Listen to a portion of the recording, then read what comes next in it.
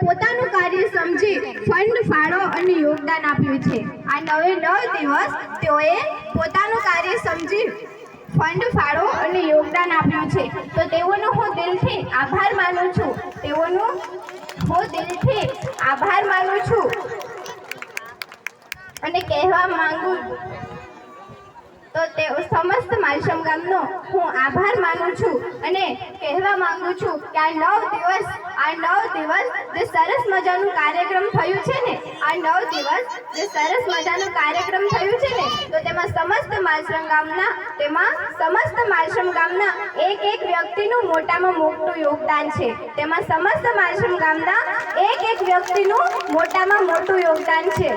અને આપણું માલશમ ગામ એટલે કે ધાર્મિકતા અને એકતાનું પ્રતીક। જેમાં બહેનોનો સૌથી મોટો ફાળો છે। આ 9 દિવસ તેઓએ નિસ્વાર્થ ભાવે રાત અને દિવસ કામ કર્યું છે। આ 9 દિવસ તેઓ બધી જ બહેનોએ નિસ્વાર્થ ભાવે રાત અને દિવસ કામ કર્યું છે। અને મને ગર્વ છે કે હું એ ગામમાં રહું છું કે જ્યાં જાતિ જ્ઞાતિ કે ધર્મ નહીં પણ સમાનતા ધાર્મિકતા અને એકતામાં માને છે। અને આપણા દિવ્યાબેન જે પણ આપણા જ ગામની દીકરી છે તેઓએ પણ આ 9 દિવસ સરસ મજાનું શિવપુરાણ વાંચ્યું, સરસ મજાની શિવકથા વાંચી। તો તેઓ પણ પોતાના વક્તવ્ય કારોબારમાં આગળ વધતા રહે, આગળ પ્રગતિ કરતા રહે એવી હું મહાદેવને પ્રાર્થના કરીશ અને કહેવા માંગુ છું કે તમારું અને મારું નહીં પણ આપણું કહેજો।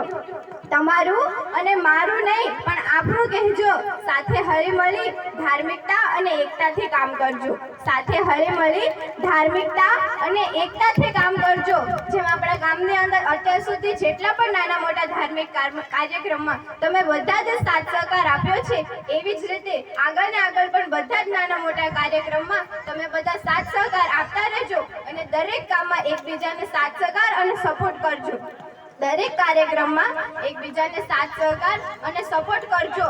અને બસ અંતે હું એટલું જ કહીશ કે આ 9 દિવસ તમે બધા જ તન મન ધન શ્રદ્ધા અને નિસ્વાર્થ ભાવે આ કાર્યક્રમમાં જોડાયા અને પોતાનું યોગદાન આપ્યું એ બદલ હું તમારા બધા જનો દિલથી આભાર માનું છું। હર હર મહાદેવ। ઓમ નમો નારાયણ। હરિ ઓમ નમઃ શિવાય। કથાના વક્તા શ્રી દિવ્યાબેન ગૌસ્વામી પોતાના વ્યાસ આસનના વ્યાસપીઠ પર બિરાજમાન આપણા વક્તા શ્રી દિવ્યાબેન ગૌસ્વામી આસન ઉપરથી ઊભી થાવ એના પહેલા આ દીકરીનું સન્માન કરવું જોઈએ। આગળ આવી રહી છે એને વધાવવી જોઈએ। તાળીઓના હાથથી આપણે બેનને વધાવીએ। તૈયાર થઈ છે એક તો જાગી તો તાળીનો નાદ તૂટવાનો જોઈએ। ઓમ નમઃ શિવાય। ઓમ નમઃ શિવાય। બોલો આ દીકરીનું સન્માન થઈ રહ્યું છે, ભવિષ્યમાં બહુ આગળ આવે। ઓમ નમઃ શિવાય। ભવતામ વંદતા હરિભક્તિરસ્તુ। હાલો, આજ એક નાની બાળા કે પોતાનું પણ મનની જે લાગણી હતી એ પોતે વ્યક્ત કરી કે આજ મારું ગામ, આજ મારી જન્મભૂમિ, અને મને પણ એમ થાય